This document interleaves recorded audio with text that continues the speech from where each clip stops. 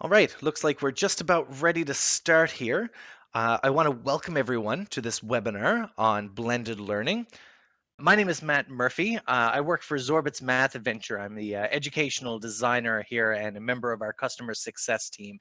I have been working in education technology in various different capacities over the past 8 or 9 years and have had the great pleasure of working with many teachers in many different capacities in many different fields and grades across the country and around the world, and really learning from them as to what it means to include digital resources and technology in the classroom, mainly as it pertains to STEAM subjects, formerly known as STEM. But I'm a huge advocate for that A, which stands for arts, and but what we're going to talk about here today does not just focus on math, or simply does not just apply to math. It can apply quite broadly. But many of the examples that I am going to be using today do surround math and science, with a little bit of literacy and social sciences in there as well. So I want to start with a story of how blended learning hit very close to home in one of my experiences. This is a leap pen, and it's a piece of technology that I went out and picked up for my daughter. It makes learning to read very fun and interactive. It pairs with these special books, and as you tap on different words, it will sound it out for you and really helps bridge the gap between letters and the sounds that they make to full-on literacy. There's games that you can play with it. But one of the things that we found is when we put this in the hands of our daughter, she quickly learned how to have the book read to her using this technology. So we initially thought, great, this piece of technology is going to be our golden bullet for teaching my daughter how to read, but it did not hit the nail on the head in terms of our intended outcome. What I should have realized, and it was a bit of a facepalm moment, is that no technology on it by itself is going to be the golden bullet for education. It's how that technology is used in a more comprehensive, more immersive learning environment that makes blended learning so effective. So it was a combination of using that technology with guided instruction, using it with hands-on manipulatives, exploring literacy from many different perspectives, whether it be going to the library and for story time, or learning how to spell using hands-on letters. It was all of these things together that eventually led to her success. And what was really noteworthy is that not only did she eventually learn to read or begin her literacy journey off on the right foot, we were able to foster a genuine love for literacy. And actually, we caught her sneaking out of her room one night into her sister's room to read her a story. So, I mean, that's proof positive right there that she was really starting to enjoy the process of learning, becoming excited about literacy. So the main message here is that, one piece of technology thoughtlessly implemented is not going to have the desired results. So what we're going to focus on here today is how do we bring out the best of our digital resources and our technology? How do we bring blended learning to life? And we're going to cover this from a few different perspectives. First of all, we're going to talk about, well, what is blended learning? And why is it a worthy pursuit for me in my classroom? Then we'll look at different strategies on how we can bring blended learning to life, how I've seen other teachers use blended learning strategies to really drive home some key ideas or some effective pedagogical strategies. And then finally, what tools should I be adding to my blended learning toolkit? I'm not going to necessarily recommend specific resources, but rather give you an idea or a list of criteria to consider as you're evaluating the resources that you have, resources you're considering, or when you're looking for something new, because it is a very crowded marketplace out there. How do you make the most out of your time and the digital resources that you deem worthy to bring into your classroom? So we'll give you a lens to look at that consideration through. So I worked with a lot of teachers over the years in varying different capacities, and I've seen blended learning take on many different forms. And it's become one of those words that the more pervasive blended learning becomes, the more blurred the definition becomes. And so I did some very pointed research on what is blended learning. So I found a few definitions, and one of the more fundamental ones that I found was that it's a combination of digital devices and resources with tangible resources within the classroom. So basically, bringing technology into the classroom. And that kind of left me a little underwhelmed, that definition. I wasn't a big fan of that. It just says, here's what it is. It doesn't really strike at the heart of what blended learning is. I found another one, a pedagogical practice that partially involves online instruction, gives students control over the setting and pacing. So this is starting to get a little bit more along the lines of student agency and what we would call a flipped classroom, doing learning on one's own time and then making class time very productive in terms of discussion, leveraging the teacher's expertise and whatnot. And I thought, well, this is great for older grades when learning management systems are a little bit more accessible. But how does it pertain to younger grades? And one of the ones that I felt this one got a little bit closer in that, why do we bring this technology into the classroom? Why bother? And it's used to enhance and modernize instruction. I thought, well, we're on the right path here, but I still feel like this is missing the mark. There's something missing. So this definition got me thinking, well, why do we want to modernize instruction? Why modernize it? We definitely want to engage students, but is technology going to do that? Is it inherently engaging? And I don't believe that that's what the point of blended learning is. I think there's something deeper. Technology shouldn't be the point that's engaging. It should be the content that's within it. I mean, Fortnite is engaging, but that's not going to enhance the instruction. So this final definition that I'll show you is I think really gets at the heart of blended learning. It's leveraging digital resources intentionally, not just bringing in tech for tech's sake, but selectively choosing and applying these digital resources and technology as part of a larger learning experience, something that can help augment and accelerate the learning. So, with all of these definitions that have been floating around, I think we finally got really close to the heart of blended learning. But when we think about it, well, it's not so much what it is, but rather why. Why do we do blended learning? What's the whole point of this? What are some of the benefits that blended learning can bring into our classroom? And based on my research and my experiences, there's three main reasons why we might want to leverage digital resources in the classroom. And these are the points that we're going to be talking about next. The idea of personalization is fantastic. I don't think I need to sell anybody on the importance of differentiated instruction and differentiated assessment. But if you have a class of 30 students, this level of personalization is tough to scale and offer to each individual student. It also encourages student agency, and we'll talk a little bit about that in a moment. And of course, the 21st century skills, these underlying competencies that we're seeing more and more in local curriculum, they're becoming more and more pervasive in schools. And we're starting to recognize more and more how important they are in preparing a student for a future that simply doesn't exist yet. So that's what we're going to be focusing on next is why do we need to bring blended learning into the classroom? What value can blended learning and digital resources bring to your class? And I want to back up a little bit and look at traditional lesson planning. We often start with our goal in mind. What is it that we want to accomplish? We start with either the learning objective or a goal that has been born out of an identified learning gap in the classroom. Whatever the goal is, typically it's around having our students learn and truly understand something. From that, we determine, well, how will we assess that learning has happened? So from our goal, we determine, well, what does this assessment look like? What sort of activity do I need my students to complete or participate in order for them to prove that learning has happened?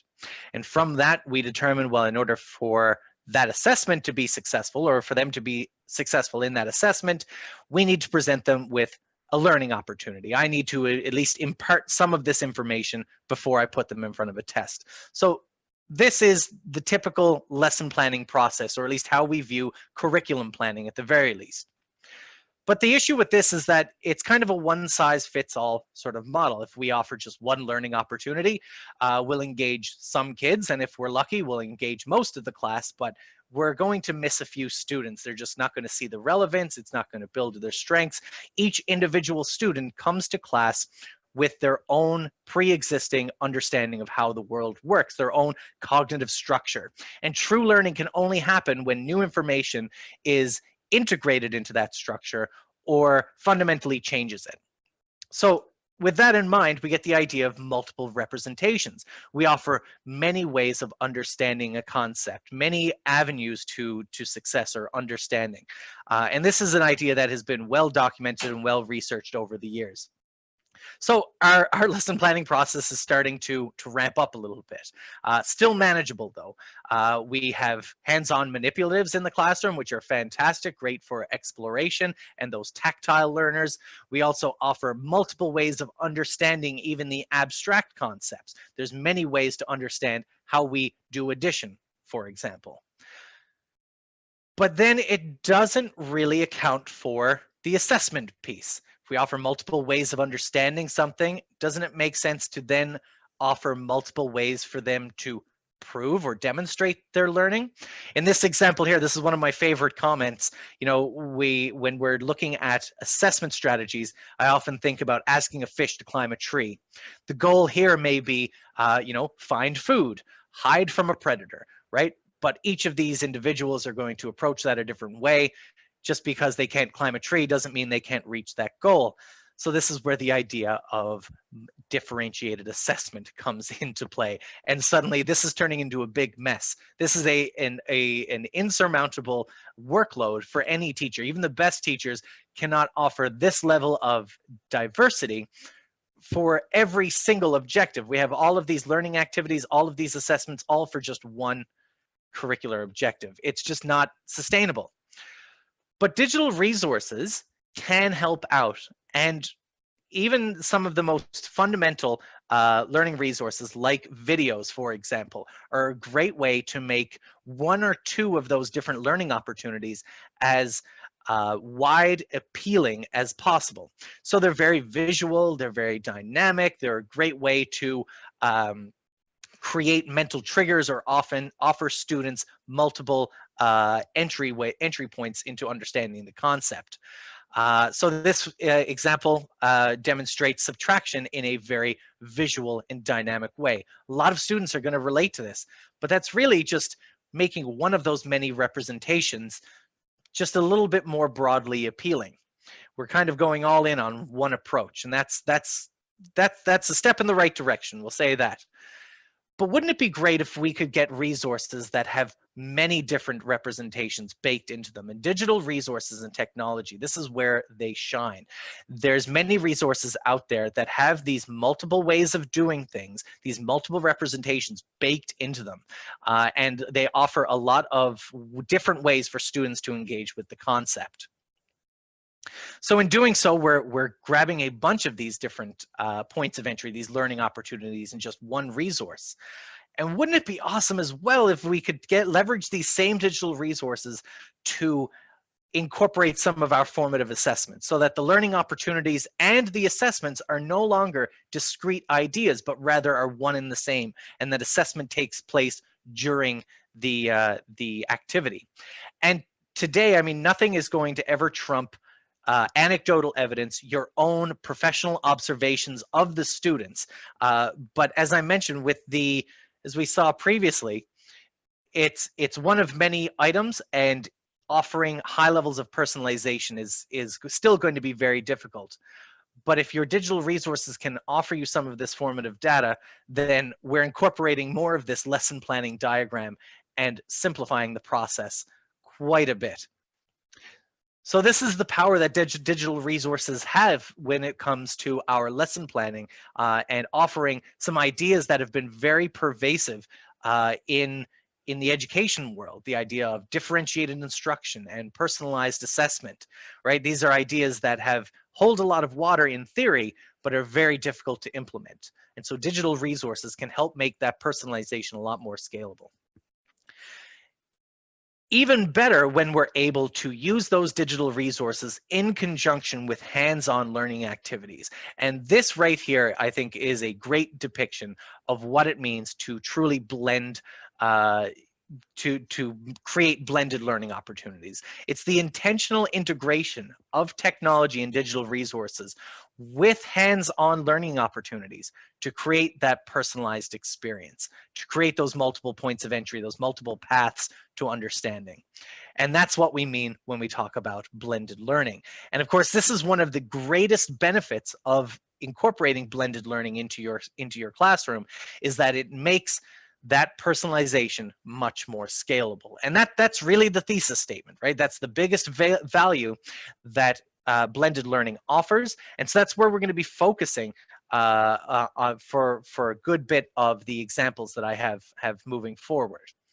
But this isn't the only thing that digital resources can do, not the only thing that blended learning can do for you and your students.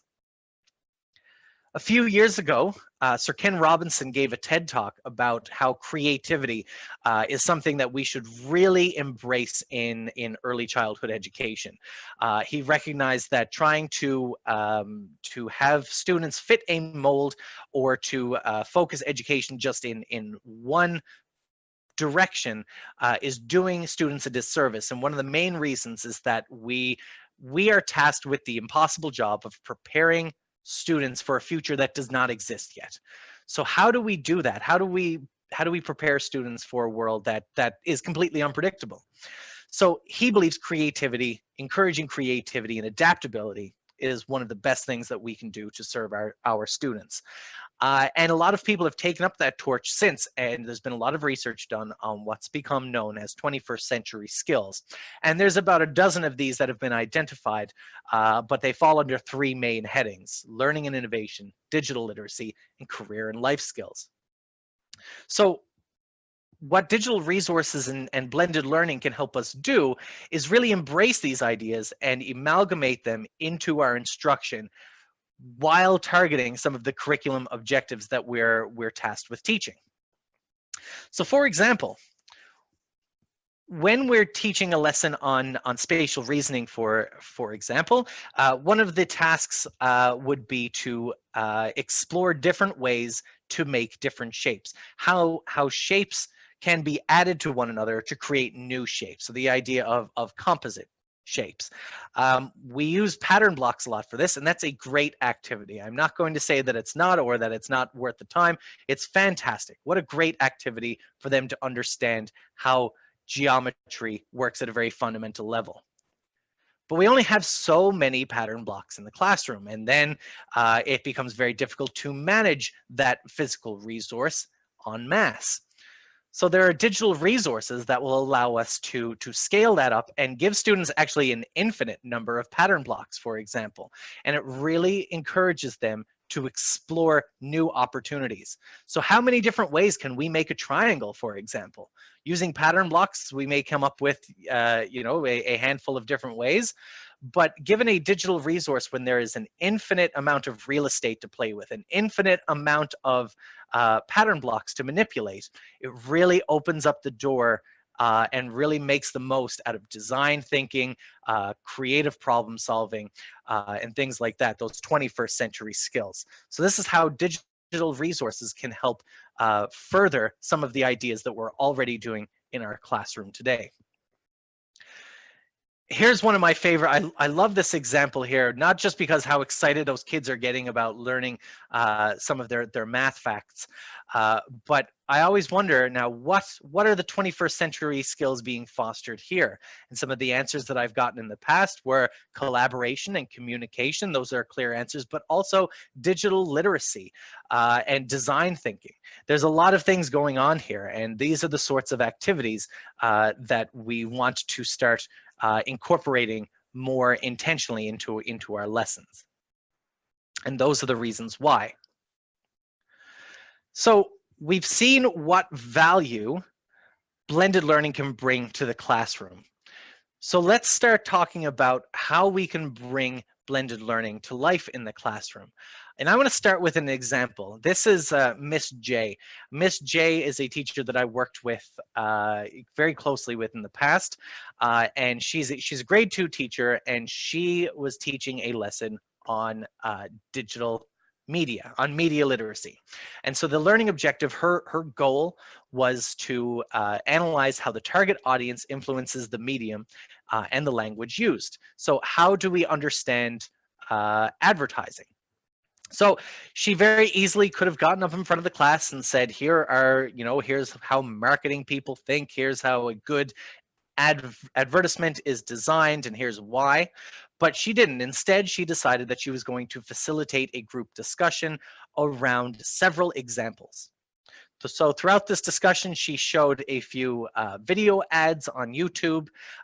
She looked at a few magazine ads. She looked at what are called Let's Play videos and unboxing videos, which are very popular amongst, as a marketing tactic targeted towards younger students, particularly grade 2, the audience that she had in front of her. So these kids were very familiar with these ideas. They're very familiar with commercials and seeing billboards, and very familiar with the unboxing videos and the Let's Play videos, but they had never looked at it from that perspective. So she started to ask questions like, why do you think these videos exist? Who are these videos for? What are these videos trying to get you to do? And they started to realize, like, hey, these unboxing videos are trying to get me to get excited about these new toys. And yeah, as a result, I do want to buy them. So as a result of her guided discussion and the way that she used some of the digital resources available to her as a seamless part of her instruction, she was able to guide the students to these sorts of conclusions. So when they finally started to really understand and have a deep understanding of some of these marketing principles, she said, well, what would it look like if we created our own ad campaign?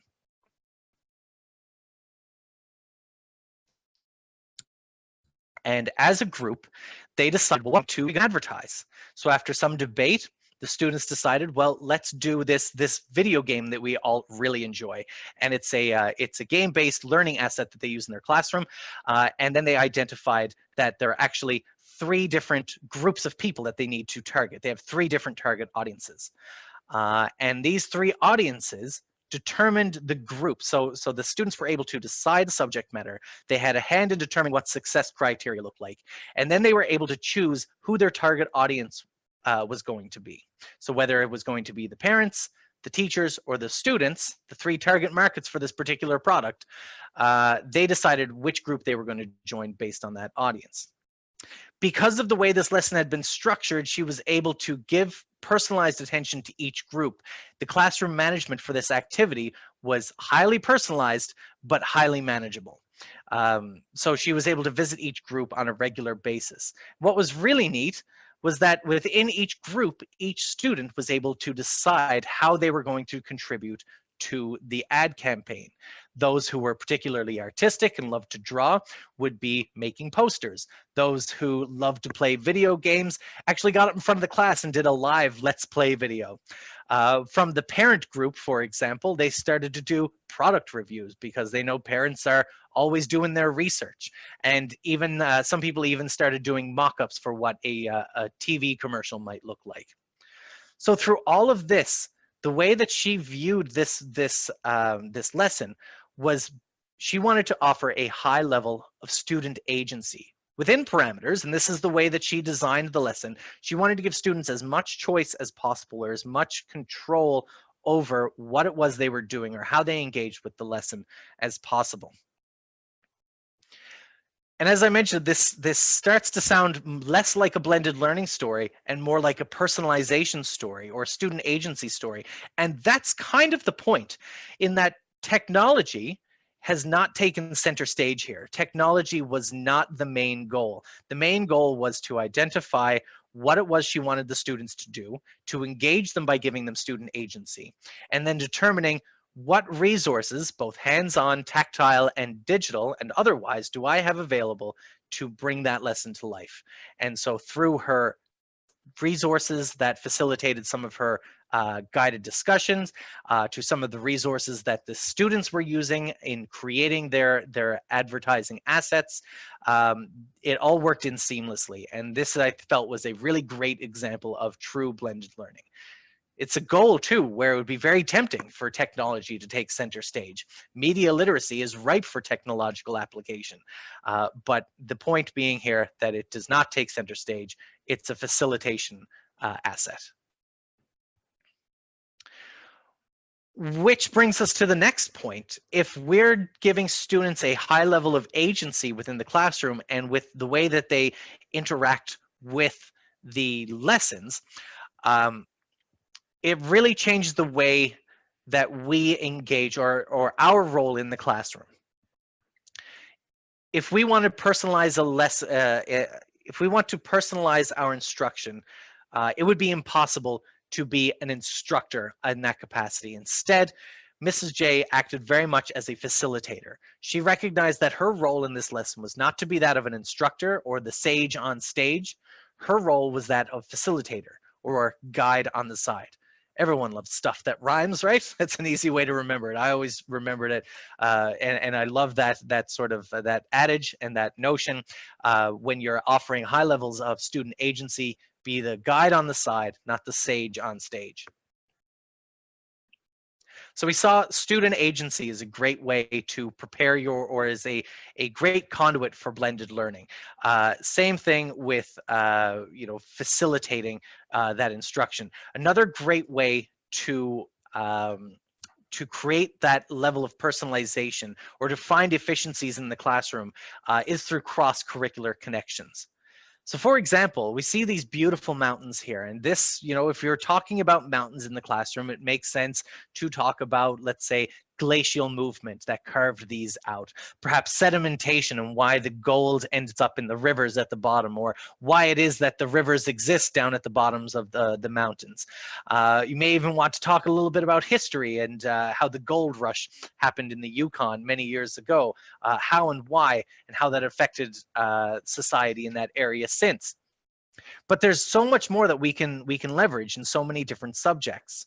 For example, we may be able to use Google Maps or Google Earth to really guide and facilitate an investigation on population density as it pertains to the land masses in that area. Why is it that so many communities in this area settled around the river? Why is it that they tend to be more linear as opposed to circular, like you would see in prairie towns, for example? And it really gets the students thinking very critically about why these, about the answers to these sorts of questions. You may also want to bring in some mathematics into that same idea. It's impossible to directly measure the radius of a mountain, so that's why it's important to have some foundational geometric skills, and why we need to have numeracy skills when it comes to weighing the gold that the prospectors brought back from their excavations, and how that translates into monetary value. This could even lend itself to an economics discussion. There's so many different things that we can talk about when we're just talking about mountains. Even the agriculture and the way farming is done in the area and how that affects the food that's available, which is a main ingredient in determining a local culture. So there's a lot of things we could talk about here with just talking about mountains. And again, this is starting to sound less like a focus on technology and more on lesson planning efficiency and personalization, in that if we're offering multiple points of entry to this idea, we are offering more student agency. And it's not so much about, how can we get as much technology in as possible, but how can we use technology to facilitate these types of lessons? One way we might want to do it, or rather, if we can hit as many different targets or as many different goals as possible with these activities, so much the better. One of the ways that we can do that is by leveraging community. We've been invited. Actually, I've been in a few classrooms over Skype to talk about blended learning and about you know, what goes into making a digital resource and video games. You know, if we're going back to that idea about mountains, it would be you know, you could have someone from around the world come into your classroom and give a demonstration on what it means to pan for gold, for example. I mean, what a great way to explore the world outside of their classroom without having to leave the school grounds, and what a great way to encourage visitors to the classroom who otherwise would find it very difficult to get up from their desk and find time in their day to come in and visit a classroom, or if it's just physically impossible because they're on the other side of the world. So using your community and leveraging your community through communication technology is a great way that you can apply blended learning today and bring some of those ideas like cross-curricular lessons to life. Also, we mentioned formative assessment earlier, and considering whether, you know, wouldn't it be great if our digital resources collected data for us so that we could better inform our lesson plans, as well as you know, better identify learning gaps in the classroom. So for example, we can very clearly see a learning gap with this formative assessment data. And this is a great way to facilitate or improve upon strategies that we're already using today. The idea of center-based lessons is becoming more and more pervasive across all grades, not just early childhood education, but across all grades. We're seeing more and more center-based lessons, which is fantastic. But I've seen it used in as more of a classroom management technique than a thoughtful personalization technique. And what typically gets done is that Group A will start in Station 1, Group B starts at Station 2, and so on and so forth. And then after 20 minutes, they all rotate so that every student gets time in every station. So we're getting students involved in as many different points of entry as possible, which is fantastic. But wouldn't it be better if we could be more intentional with the learning opportunities we're giving individual students? So the formative assessment data allows us to do that. And I visited a classroom not too long ago and saw this on their bulletin board. Their dailies are not just set up by groups, but every day the teacher is able to go to their formative assessment data and determine where each of these clothespins have a name on them, and determine where will each individual's time be best spent in our next lesson. So this is what we call a flexible center-based model, and it maximizes the time your students have engaging with learning opportunities in the classroom because it's more data-driven and it's more responsive. So these are some of the strategies that I've seen teachers use to bring digital resources into their classroom. They try and leverage cross-curricular opportunities. They act more as a facilitator rather than an instructor. And all of this is in the name of personalization. And the technologies that they use facilitate that goal and not the other way around. They don't lesson plan around their digital resources. They use digital resources as part of their overall instructional plan. So what are some of the key things to look for when you're bringing new technology into the classroom, new digital resources? And as I mentioned at the beginning, I'm reluctant to make specific recommendations on products, but I will give you a good idea as to some of the criteria to consider when you're evaluating these resources. First of all, try to avoid chocolate-covered broccoli. Be very diligent in watching out for chocolate-covered broccoli. So that's what we call it anyways. And it's the sugar-coated approach of traditional instructional strategies. And this is kind of a bittersweet example because me being a math teacher who grew up in the 90s, I loved Math Blaster. It was a great you know, foray into game-based learning.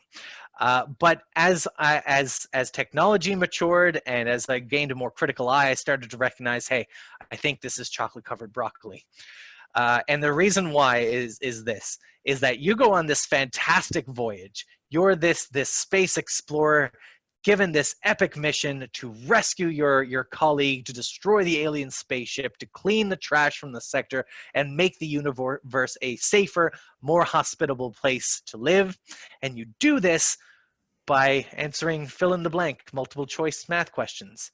That's not really that engaging. And in fact, this is kind of the worst part of the game, is answering these questions. The math here becomes a barrier to the fun bits of the game and can actually leave a very sour taste in students' mouths. They start to view math and the learning concepts as an obstacle.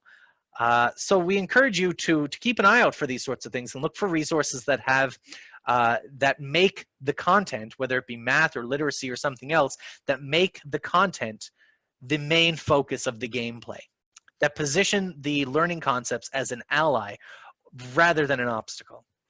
And this is what we call a growth mindset. So we want to look for resources that really encourage this.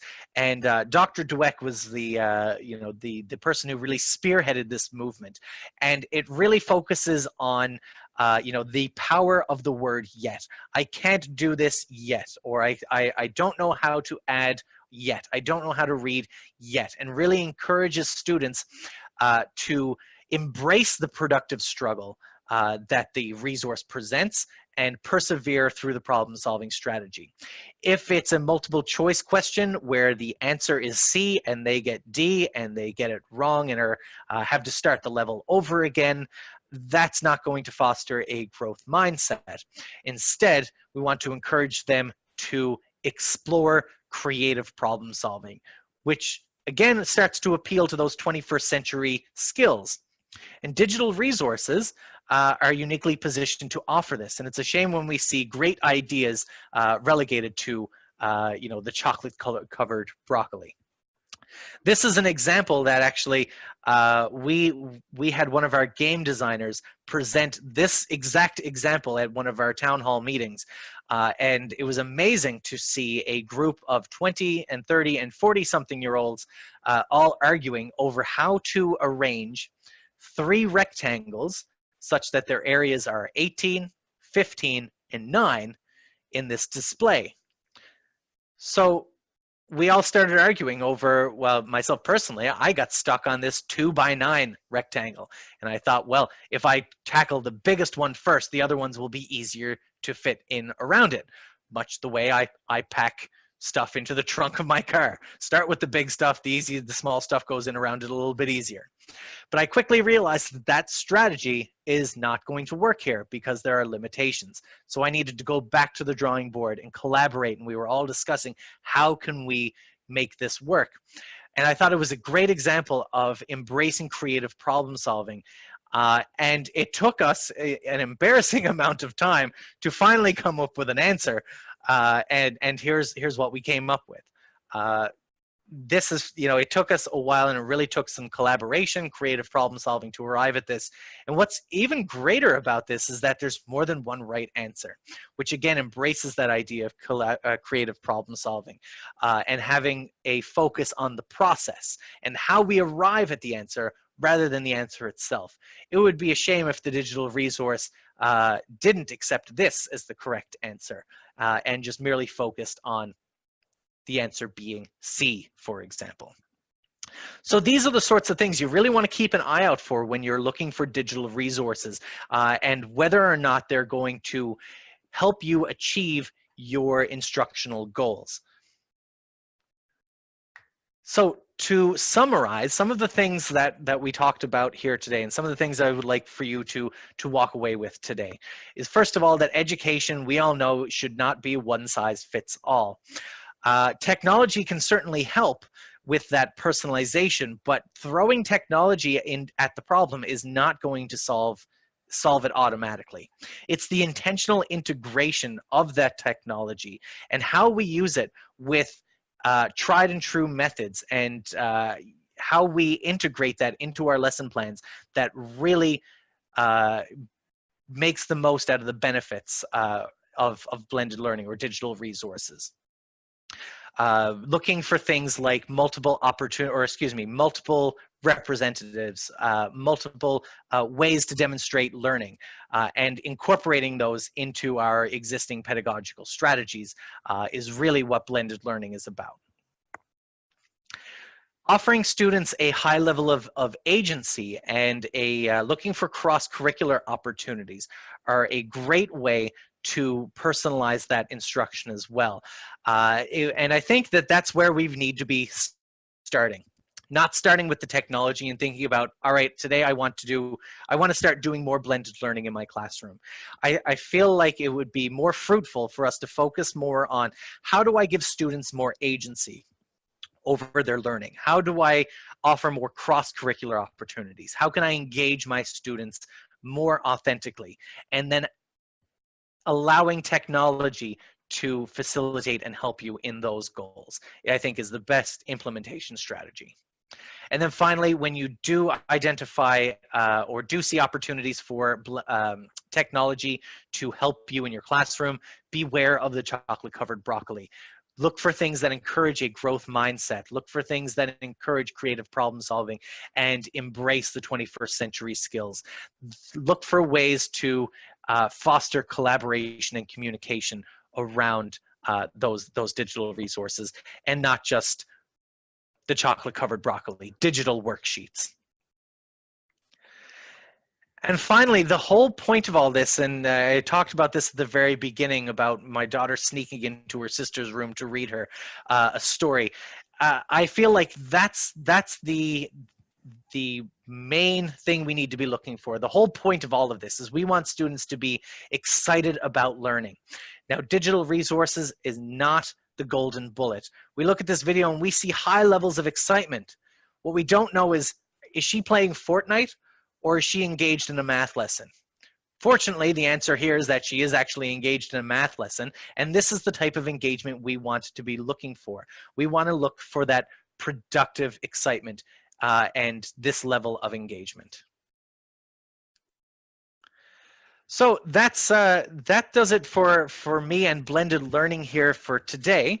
I'm going to answer any questions that you guys, excuse me, any of you guys may have today. And we have a few that have come in on the Q&A chat there.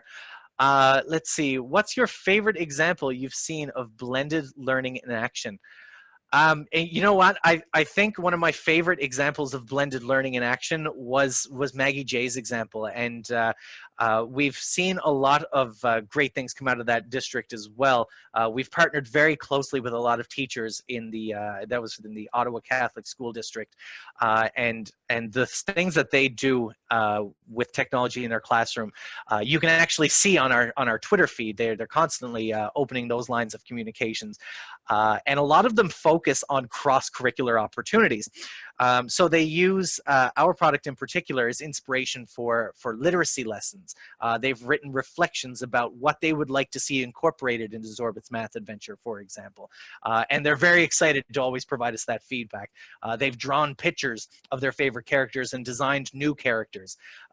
They've, you know, they employ the games themselves in a variety of different forms in the classroom, both as number talks, center-based lessons, individual interventions. I would say those are some of my favorite examples. And again, the focus being less on how the devices, what the technology is, and allowing technology to take center stage, and more on the underlying educational goal. And I think the way that they've used technology to create cross-curricular opportunities was really inspiring. There's another question here. Do you need to balance the use of digital and non-digital resources when using blended learning strategies? Yes, 100%. I mean, there does need to be a balance, but that doesn't necessarily mean both sides need to be equal. It really starts with the educational goal, and whatever the best way to achieve that goal may have no place for digital resources at all. It may be, you know, tried and true methods, hands-on exploration. I would never recommend shoehorning in technology for technology's sake. I'd say that does digital resources and your students a disservice. So yes, there does need to be a balance, but that balance is very dynamic and contextual.